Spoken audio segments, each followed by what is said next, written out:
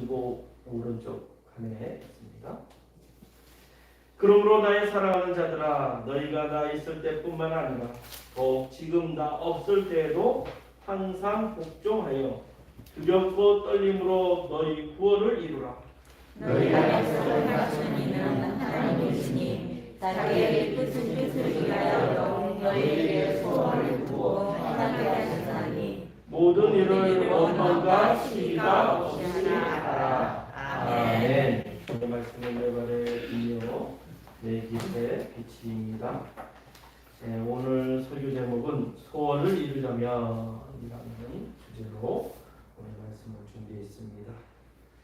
우리나라에서는 새해 인사를 두 번이나 합니다. 양력과 음력을 함께 사용하기 때문에 이렇게 새해 인사를 두 번이나 하고 있습니다. 저는 이것이 나쁜 것보다 좋은 것이 더 많은 것 같아요.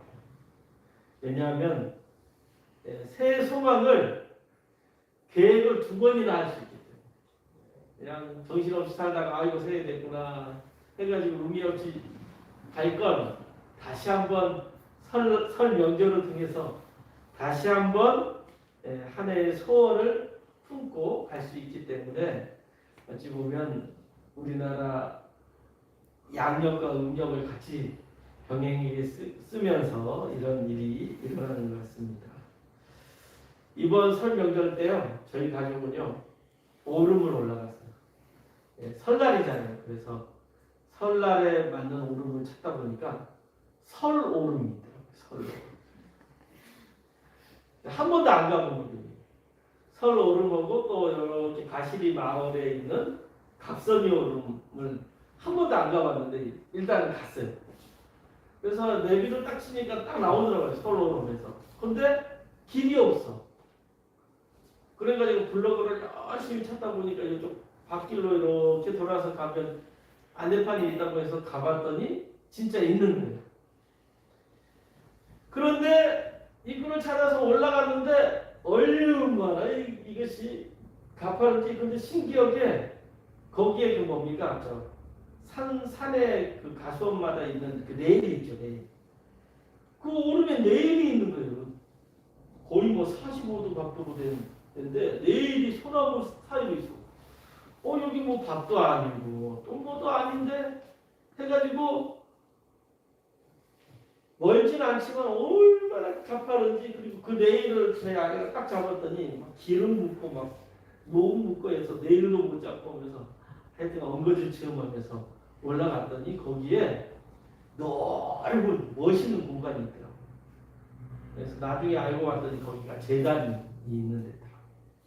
근데 야 오름에 이렇게 제단도 있고 멋있는 곳이 있었구나 하면서 이렇게 돌아서 봤더니요 내려올 때는 아주 편하게 내려왔어요. 길이 있더라고요. 또 저쪽으로 가면 더 편한 길이 있더라고요. 그래서 길을 알고 갔으면 엄청 편했을 건데 알고 가지 않으니까 엄청 고생했습니다. 그래가지고 우리가 또 2개 오름을 계획으로 해가지고 갑선이 오름을 갔어요. 근데 저희 아내하고 가연이는 지치다고 안 가겠다 해서 하연이랑 단둘이 또 올라갔어요. 그런데 갑선이 오름은요 완전 수목원처럼 너무 잘 돼 있어요. 평평하게. 나중에 우리 좀 무릎 아프신 분들도 갈 수 있을 정도로 편안하게 오를 수 있더라고요.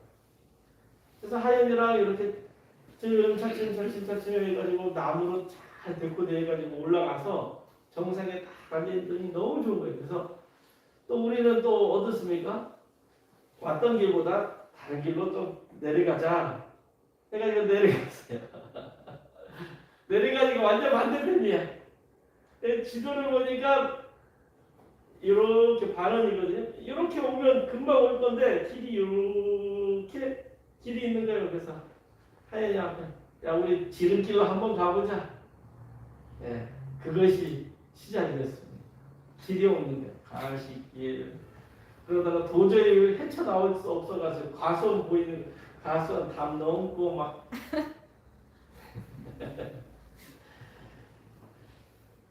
여기서 깨달은 것이 있습니다. 길로 가야 된다. 열심히 사는 것도 중요하지만 열심히 사는 것보다 인생의 방향을 잘 잡는 것이 중요하다는 것을 다시 한번 깨달았어요. 그래서 이제는 아마 다시 가면 쉽게 선오름도 갈 수 있고 또 밥선이 오름도 쉽게도 이렇게 갈 수 있고 그러니까 한번 가보니까 잘 알게 되더라고요. 근데 확실한 것은 길이 아닌 길은 지름길로 가면 더 고생할 수 있다. 우리 인생도 그렇잖아요. 지름길로 가면 뭔가 잘 될 것 같지만 망하는 일이 더 많잖아요. 그래서 올 한 해에도 열심히 사는 것도 중요하죠. 인생의 방향을 잘 잡고 그 한 해의 목표와 소원을 이루는 우리 성도님들이 다 되었으면 합니다. 혹시 여러분은 삶의 소원을 세우면서 그 소원이 여러분의 삶을 복되게 이끌어 간다는 사실을 여러분 알고 계십니까? 그렇다면 우리는 하나님 앞에 소원에 성취되는 복을 누려야 합니다. 하나님으로부터 주시는 그 소원의 성취를 누려야 하는데 어떻게 하면 될까요? 오늘 하나님이 우리에게 주신 말씀을 깊이 생각하면서 올 한 해 소원을 다시 잡는 시간이 되었으면 합니다. 첫째로는 하나님이 기뻐하시는 소원을 품읍시다. 우리 따라해볼까요? 하나님이 기뻐하시는 소원을 품읍시다. 하나님이 기뻐하시는 소원을 품읍시다. 13절도 한번 같이 읽어보겠습니다. 너희 안에 행하시는 일은 하나님이시니 자기의 기쁘신 뜻을 위하여 너희로 소원을 두고 행하게 하시나니. 하나님이 행하신다고 했어요. 하나님이 행하신다. 누구의? 너희 안에서 행하신다. 하나님이 우리 안에서 일하십니다. 저와 여러분 또 우리 교회 공동체에서 하나님이 우리 안에서 일할 수 있도록 하나님께서 우리 안에서 동행하신대요. 그렇게 하기 위해서는 어떻게 해야 되느냐? 하나님의 기쁘신 뜻을 위해서 일해야 된다. 하나님의 기쁘신 뜻을 위해서 일해야 된다. 다시 말해서 우리가 소원을 두고 계획을 어떻게 해야 하는가? 먼저 하나님이 우리 안에서 일할 수 있도록 하면 우리가 소원한 것을 이루어 주신다는 것입니다. 그렇다면 어떻게 우리 안에서 일하시는지 조건을 두고 있습니다. 그 조건은 하나님의 기쁘신 뜻을 위하여 우리의 소원을 두고 계획하면 이루신다는 거예요. 여기에 핵심은 하나님의 기쁘신 뜻을 위하여. 하나님이 기뻐하시는 뜻이라면 그 소원이 이루어지신다는 거예요. 이제 우리가 계획할 소원은 먼저 하나님이 기뻐하시는 것입니다. 이것이 지혜예요. 우리 선택을 해야 되는데 어떻게 지혜롭게 선택하느냐? 우리가 뭔가를 계획하고 뭔가를 소원할 때 무엇을요? 내가 계획하고 소원을 이루려고 하는 이것이 하나님이 기뻐하시는 것인가? 우리 따라해 보겠습니다. 하나님이 기뻐하시는 것인가? 하나님이 기뻐하시는 것인가? 내가 계획하고 또 소원을 두고 있는 것이 과연 하나님이 기뻐하시는 것인가? 한번 질문을 해보세요. 그렇다면 이것이 하나님이 기뻐하신다면 그 소원을 품고 행동하면 됩니다. 그러면 하나님께서 분명히 우리에게 능력 주시고 우리에게 지혜 주시고 그래서 정말로 소원을 이루신다는 거예요. 근데 내가 이렇게 판단했을 때 이것이 하나님이 기뻐하실 것이 아닌 것 같아요. 그러면 해야 될까요? 말아야 될까요? 하지 않는 거예요. 이것이 하나님이 기뻐하는 것이라면 조금 힘들더라도 하면 하나님께서 나에게 능력 주십니다. 이는 내 힘으로 오는 것이 아니라 하나님의 능력으로 하는 거예요.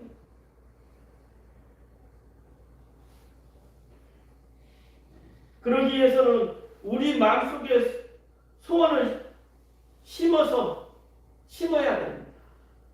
하나님이 우리 마음속에서 당신이 하고자 하는 소원을 심어 놓습니다. 그리고 그 소원이 예수 안에서 이루어지도록 일하십니다. 그러기에 우리는 주님을 향한 소원을 품어야 됩니다. 물론 내가 만든 소원이 아니라 하나님이 원하시는 소원을 만들어 품고 그 소원이 이루어지도록 힘써야 합니다.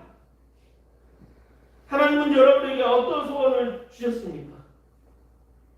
한번 생각해보세요. 이제 아까 말했지만 인생은 열심히 사는 것만 열심히 살았다고 다 되는 것이 아니에요. 어찌 보면 방향성이 듭니다. 여러분 그거 아세요?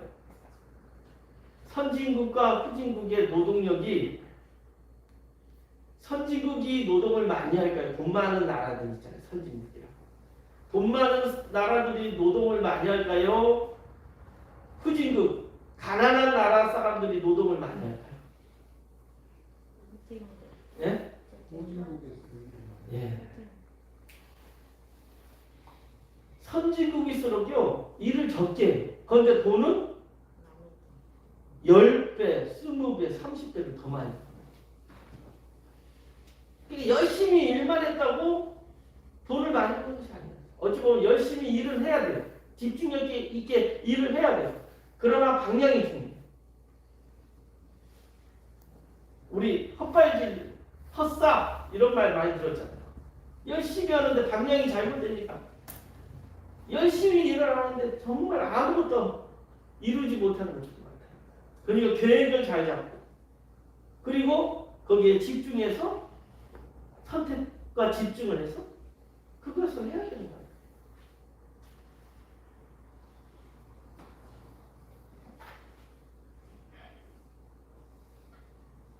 우리가 하나님께 또 붙들어야 됩니다.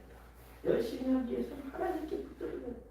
그런데 하나님 앞에서도 자존심이 센 사람들은 내 스스로 하려고 할 때가 너무 많아요. 근데 하나님 앞에서는 자존심을 내세우면 안 돼요. 하나님 앞에서는 어떤 마음으로 가야 됩니까? 네, 두 글자입니다. 겸손입니다. 마태복음 15장에 여러분 그거 알죠? 가난한 여인이 귀신들이 딸의 문제를 안고 이방 여인이니까 하나님 예수님께 갑니다. 예수님이 어떻게 하냐면 개 취급을 해요. 자녀의 떡을 취하여 개들에게 던짐이 합당치 않다. 이 자녀라는 건 이스라엘 백성이죠. 근데 이방 여인, 이방 사람들에게 내가 고쳐주는 것은 개의 부스러기를 던진 것 같다라고 얘기하고 있어요. 그럼 자존심이 있으면 에이 우리 예수님도 공평하지가 않아. 이렇게 하면서 무시했으면 그 여인의 딸은 고침을 받지 못했을 것입니다. 그런데 그 여인이 어떻게 얘기합니까? 주여 옳습니다. 개들도 제 주인의 상에서 떨어지는 부스러기를 먹나이다. 예, 맞습니다. 이방인은 개입니다. 개라도 주인의 상에 떨어지는 부스러기 먹지 않습니까? 그 말을 들은 주님이 그렇게 얘기합니다. 여자여, 내 믿음이 크도다. 내 소원대로 되리라. 예수님이 말씀한 그 시부터 그 딸이 나음을 받습니다. 네, 예수님께서 이방인을 차별한 것이 아니라 그 여인의 진정한 믿음을 보신 거예요. 그러니까 우리가 믿음 생활할 때도 마찬가지예요. 하나님께서 가끔씩 내가 겸손하게 믿음 생활하고 있는가 시험하기 위해서 이런 시험을 주십니다. 그런데 그냥 하나님이 그냥 어떻게 이렇게 차별해? 이런 마음 가지면 믿음 생활하지 못해요. 이해할 수 없는 어려움을 주신 것도 하나님의 뜻이라는 거예요. 내가 믿음 가운데 있다는. 그러면 하나님께서 이렇게 이해할 수 없는데 하나님 내가 교만했습니다. 내가 겸손함으로 하나님 내 잘못을 깨닫게 하여 주옵소서. 이런 마음으로 간다면 하나님께서 깨닫게 해주시고 이 어려움을 통해서 더 큰 사랑이 되도록 또 더 큰 일을 그 사람을 통해서 이루십니다.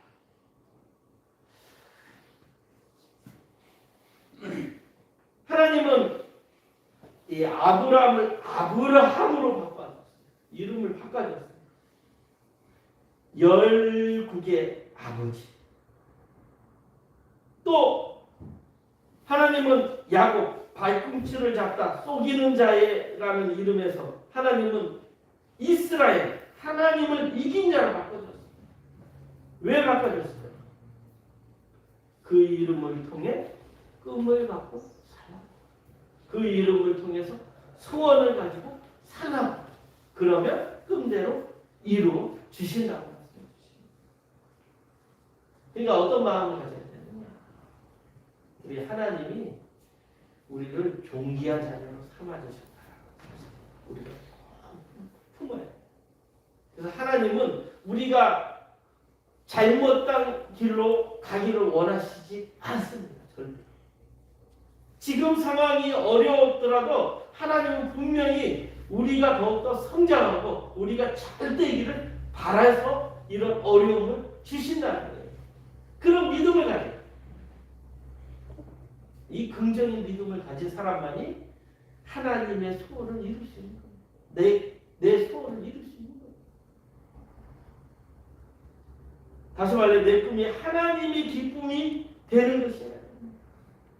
그리고 내 능력과 함께 하나님의 능력으로 열심히 실천하면 하나님이 그 소원을 이루어 주실 것입니다. 그리고 두 번째로는 구원의 확신을 가지고 새롭게 거듭나야 합니다. 구원의 확신을 가져야 돼요. 여기에 보면 너희가 나 있을 때뿐만 아니라 더욱 지금 나 없을 때에도 항상 복종하여 두렵고 떨림으로 너희 구원을 이루라. 항상 복종하여 두렵고 떨림으로 너희의 구원을 이루라. 라고 말씀합니다. 오늘 주일이 주님의 산상변모 주일입니다. 변화산 여러분 아시죠? 주님께서 새벽 미명에 산에 올라가는데 주님께서 사람의 모습이 아니라 하나님의 모습으로 환하게 빛나지 않습니다. 왜 이것을 기록하였나요? 이것은 삼위일체 하나님을 얘기하는 거예요. 우리 주님께서 그냥 인간이 아니라 삼위일체 하나님이라는 사실. 그리고 믿는 우리들도 나중에는 예수 믿고 변화되어 천국 백성이 될 것을 상징하는 내용입니다. 그래서 우리들도 예수 믿으면 변화되는 거예요. 성도들의 구원은 예수 믿고 제사함 받으면 이루어지나 이것은 완전한 구원이 아닙니다. 여러분 잘 아시죠? 구원의 과정을 보면 하나님이 창세전에 우리를 선택하셨고 때가 되면 하나님이 나를 부르시고 그로 말미암아 내가 주님을 영접하여 회개하고 중생하여 의롭다함을 얻어서 새롭게 거듭나는 것을 성화합니다. 성화는 구원받은 그리스도인의 최종 목표입니다. 성화란 그리스도인이 의롭게 되고 거룩하게 되어 영광을 받는 과정입니다. 하나님과 일치되는 삶, 예수님을 닮아가는 삶을 사는 그리스도인, 이것이 거듭남, 성화라고 말합니다. 그래서 우리가 예수 믿으면 어떻게 돼야 되나? 변화돼야 돼요. 예수님도 이 땅에서 인간의 몸을 입고 왔지만 변화산에서 변화되었듯이 우리 사람들도 예수를 믿으면 변화돼야 된다. 너희가 거듭나지 아니하면 이렇게 얘기해요. 거듭나라고 했어요. 거듭나라는 건 뭐냐면 다시 태어나야 되는 거예요. 제2의 인간에서 예수 믿고 난 다음부터는 하나님의 자녀로 다시 태어나야 돼요.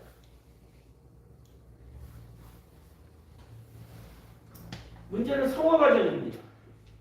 어린아이가 엄마 뱃속에서 출생했다고 다 되는 것이 아니지 않습니까?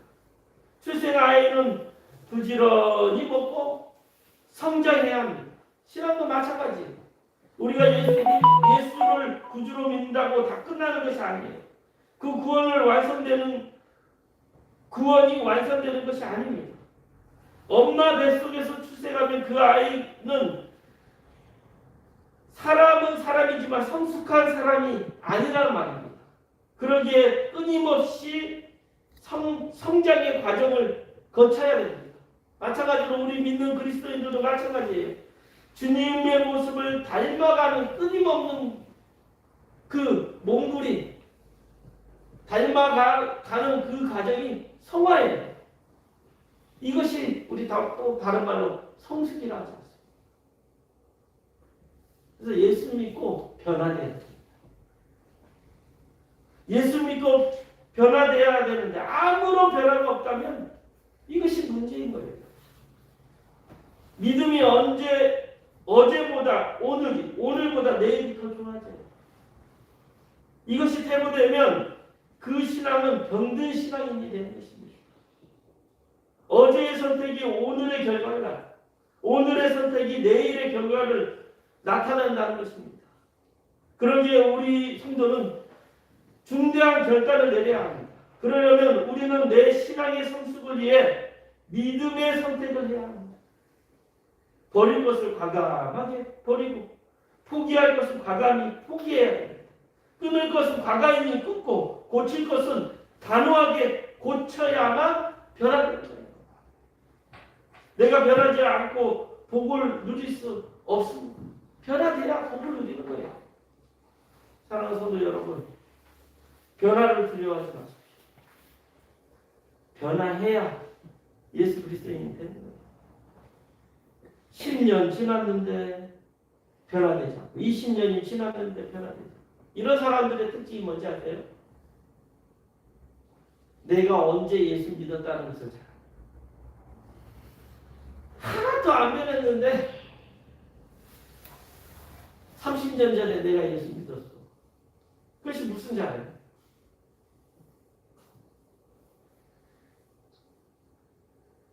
몇 개월 돼도 예수님의 모습으로 변화되면 30년 예수 믿는 것보다 더 귀한 거예요.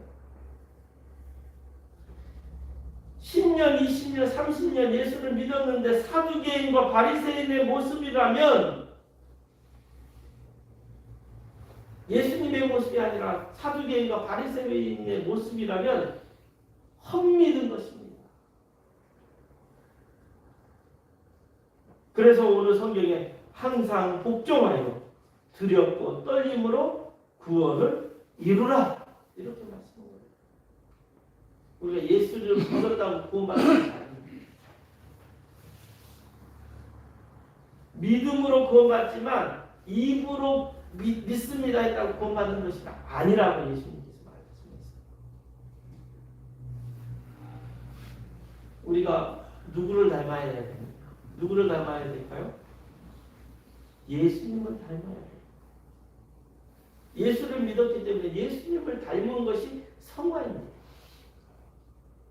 근데 예수님을 닮지 않고 예수님이 가장 싫어했던 바리새인과 사두개인의 모습이라면 이 사람은 변화되지 않기 때문에 헛믿은 것이라는 거예요.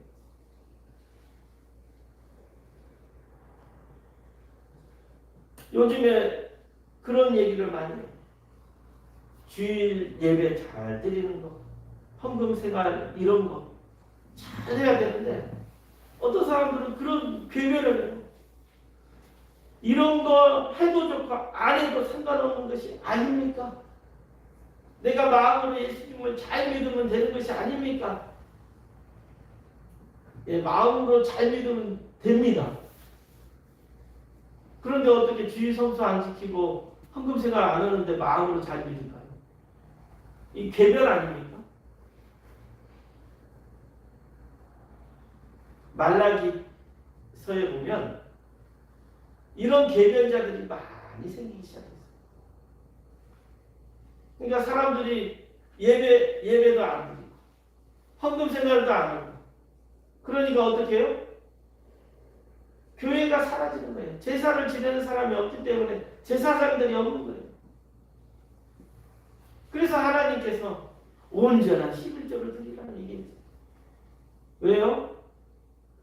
제사를 온전히 드려야만이 예배가 살아나고 또 제사장들이 먹고 살 것이 아니냐 이거예요. 그러면 주의 성수 예배 잘 드리고 또 헌금 생활만 잘하면 됩니까? 아니요. 감사하는 마음으로 예배 생활을 해야 돼요. 감사함 없이 11조 드리고 감사함을 드리고 형식적으로 드리는 것은 드리나 안 드리나 아무 차이가 없다는 겁니다. 진정한 예배는 마음에서 우러나는 감사로 드려야 돼요. 11조가 뭡니까? 10분의 1을 드리는 거예요. 그런데 어떤 마음으로 드리는 겁니까? 하나님의 내 것이 하나님의 것입니다. 그러나 하나님께서 뭘 어떻게 인정했는가 해서 10분의 1을 드리는 것이 너가 다 드리는 거죠. 내 것이 하나님 것이라고 내가 인정하면 약속해 주신 거예요. 그런 마음 없이 그냥 형식적으로 내가 물질의 복을 하나님께서 약속했지 그 복만 보면서 드린다면 이것은 헛드리는 거죠. 감사하는 마음. 내 것이 아니라 하나님 것이라고 인정하는 마음. 드릴 때 이것이 진정한 드림이 된다는 것입니다. 그런데 어떤 사람은 내 마음대로 드리면 되죠. 11조, 10의 1조만 드리면 되는 거 아니에요? 자기가 생각해가지고. 그러니까 생활을 못하는 거예요. 믿음으로 한 단계 성장을 못하는 것이 다 헌금 때문이에요. 진짜요. 성장에 딱 걸림돌이 이 헌금을 제대로 못 드립니다. 왜냐? 이 물질을 하나님 것으로 인정하지 않고 내 것이라 인정하기 때문에 아까운 거예요.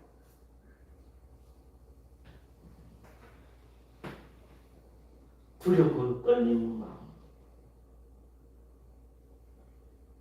내 인생이 하나님 것이라고 인정하고 주님의 백성으로 살려고 할 때 진정한 성장과 성숙이 있게 되는 것입니다.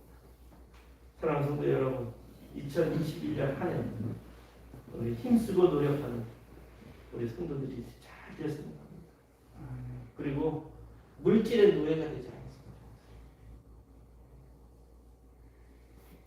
우리가 하나님의 것을 하나님께 드릴 줄 알면서 또 이 시간도 마찬가지입니다.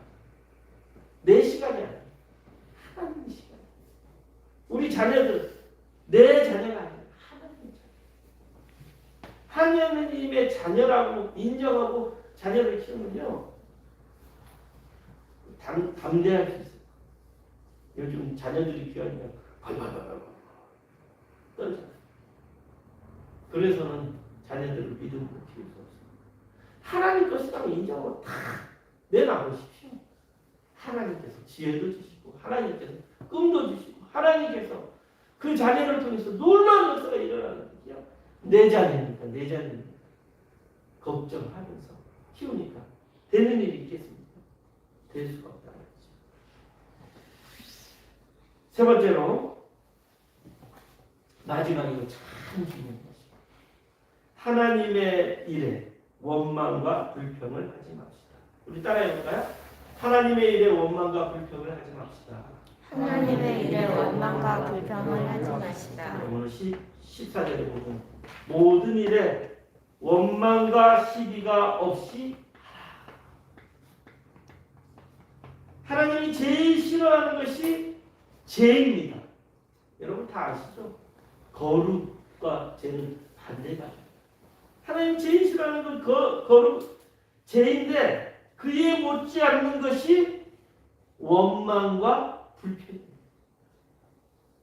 왜냐하면 이것이 원망과 불평을 하는 사람들의 특징이 뭡니까? 불신앙의 특징이에요. 불신앙의 시작이에요. 그래서 내가 교회 생활하고 신앙생활 하면서 내 입술에 원망과 불평이 많다면 내가 지금 어느 길로 가고 있다? 불신앙의 길로 가고 있다. 항상 기뻐하라. 쉬지 말고 기도하라. 범사에 어떻게 하라? 감사하라. 이것이 하나님의 뜻이라고 했어요. 그런데 원망과 불평에 계속 말을 하고 있다면 점점 하나님과 멀어지고 있다. 하나님이 하나님의 백성들을 애굽에서 출애굽시킵니다. 그래서 이스라엘 백성을 가나안 땅으로 들어가게 인도하십니다. 그런데요, 이스라엘 백성 가운데 원망과 불평한 자들은 약속의 땅에 들어갔다 못 들어갔다? 한 명도 못 들어갔어요. 심지어 모세까지 딱 한 번, 무리바 사건으로 한 번 그냥, 무리바 사건으로 그냥 원망 한 번 허물로 인해서 모세 또한 약속의 땅에 들어가지 못했어요. 그러니까 우리가 하나님 나라에 가려면 믿을 생활 가운데 원망과 불평을 가지면 들어갈 수 있다 없다? 없다라는 겁니다. 한번 생각해 보시죠. 80년 동안 기다렸던 모세를 통해 구원받은 백성들이 광야로 나왔더니 물이 없다고 불평하면서 또 애굽투사가 좀 있으니까 홍해를 못 건너게 쫓아오게 되니까 또 죽게 되었다고 불평해. 이런 거 모두 이겨내서 이제 약속의 땅까지 다 왔어요. 그래서 전탄꾼을 보내고 딱 봤더니 포도송이도 뭐 등에 지고 뭐 가져오니까 사람들이 막 박수쳐요. 그런데 거기에 사람들이 네플림이고 우리는 메뚜기 같다고, 우리 싸우면 무조건 죽는다고 하니까 사람들이 어떻게 해요? 두려워가지고 약속의 땅에 들어가지 못하고 대신 하나님을 원망 불평하기 시작해요. 왜 하나님께서 노예로 있는 우리들 그 가만히 놔둬주면 죽지도 않을 건데 이 사막까지 이끌어와가지고 이렇게 죽게 만드는 거예요.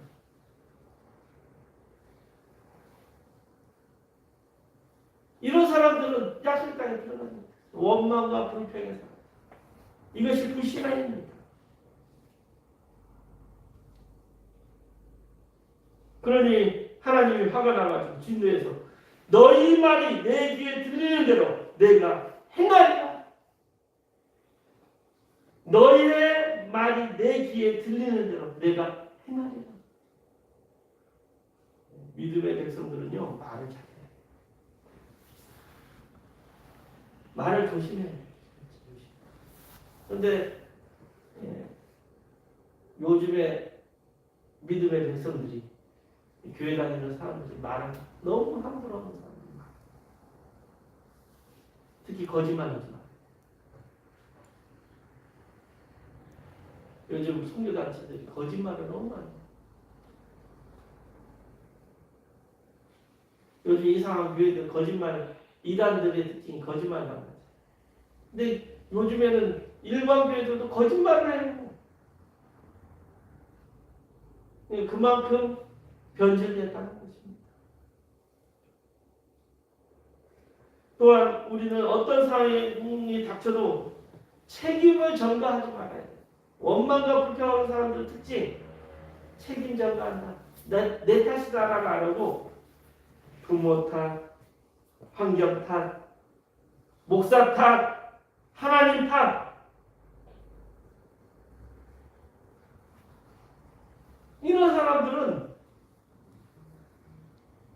약속의 땅에 들어갈 수 없어요. 누구 탓합니까? 내 탓인데. 과거에 내 탓이요라는 운동을 벌였지 않습니까? 또 사람들이 그냥 남 탓만 하는 천주교에서 내 탓이요 운동을 했어요. 내 탓이요. 우리 개신교가요, 천주교가 믿음 생활 제대로 못하니까 종교개혁을 일으켜서 우리가 말씀대로 살자고 나온 것이 기독교입니다. 우리 개신교예요. 근데 이 반대로 돼가고 있어요. 천주교보다 못한 평판을 받고 살아가고 있어요. 너무너무 그 점이 안타까워요. 천주교보다 우리는 잘난 거 있습니다. 뭐? 술 안 먹잖아요. 담배 안 피워요. 술 먹어도 담배 피워도 하나님 더 사랑하면 돼요.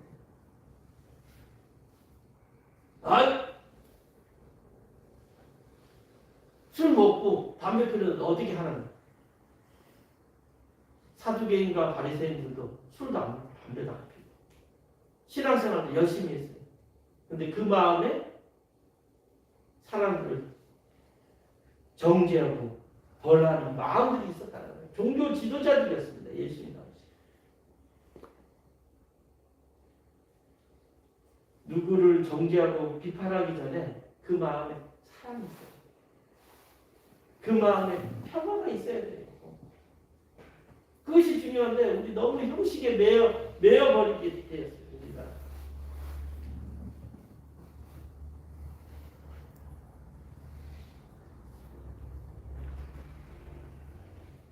하나님 일에는 원망과 불평은 절대 금물입니다. 우리 한번 따라해볼까요? 하나님 일에는 원망과 불평은 절대 금물입니다. 원망과 불평은 절대 금물입니다. 우리가 하나님의 일에는 원망과 불평하지 않아요. 오히려 감사해요. 늘 하나님의 은혜에 찬송해야 됩니다. 그럴 때 문제가 해결되고 그럴 때 하나님이 일하십니다. 여러분들 우리 잘 아시죠? 바울과 신라가 옥문에 갇혀 있을 때 어떻게 했습니까? 아무 죄도 없는데 옥문에 갇히게 됐어요. 그때 바울과 신라가 감사하면서 옥문에서 하나님을 찬양해요. 그랬더니 어떤 일이 일어납니까? 지진이 일어나면서 옥문이 열리면서 거기에 있는 제수들이 다 도망쳤는데 거기에 제수장들을 일하시는 분들이 자결을 하려고. 근데 바울 잠깐만. 간수장들이 잠깐만. 나 도망치지 않아. 그러면서 그 간수장과 간수장의 가족들을 다 구원으로 이끌지 않습니다. 그러니까 하나님의 뜻은 처음에는 이해할 수 없는 거예요. 내가 죄도 안 지었는데 바울과 신라는 감옥에 갇혔어요. 그런데 하나님의 뜻은 어디에 있었나? 감사함으로 하나님께 찬양했더니 거기에 있는 감옥을 다스리는 간수장과 그의 가족들을 구원하기 위한 하나님의. 그러니까 지금의 내 상황이 이해할 수 없지만 여러분 하나님을 신뢰하게 돼요. 분명히 이해할 수 없는 그 어려움은 하나님이 숨겨놓은 놀라운 복의 계획들을 담고 있다. 그 복주머니를 담고 있는 거예요. 사랑하는 성도 여러분, 올해 이제 다시 설 명절 이제 진짜 설 명절이 끝났어요.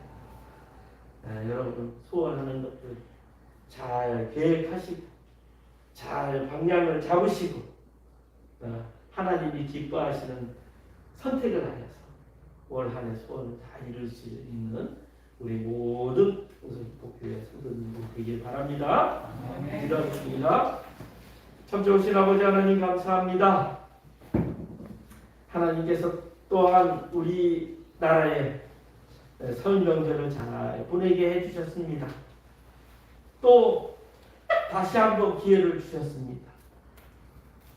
열심히 사는 것도 중요하지만 방향을 잘 잡고 계획하여서 정말 하나님이 기뻐하시는 뜻을 품고 선택 잘하여서 올 한 해 우리가 품고 있는 소원들 잘 이룰 수 있는 우리 성도님들 다 되게 하여 주옵소서.